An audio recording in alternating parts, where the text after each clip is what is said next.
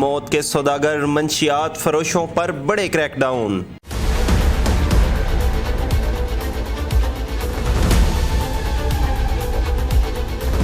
بلوچستان میں پشین کے پہاڑی علاقے سے 2600 کلو چرس برآمد کر لی گئی۔ بلوچستان میں قلعہ عبداللہ کے غیر آباد علاقے سے 1270 کلو چرس برآمد کر لی گئی۔ بلوچستان میں جیوانی گوادر کے ویران علاقے سے 800 کلو گرام چرس برآمد کر لی گئی۔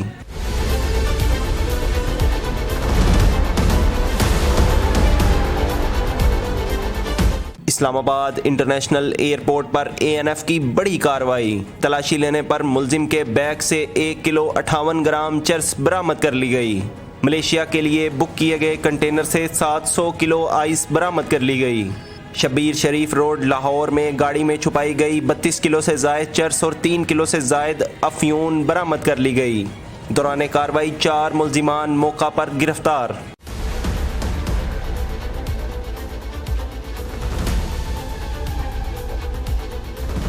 5 نائجیرین باشندوں کو سیکٹر G13 میں واقع ہوٹل کے قریب کارروائی کے دوران گرفتار کر لیا گیا۔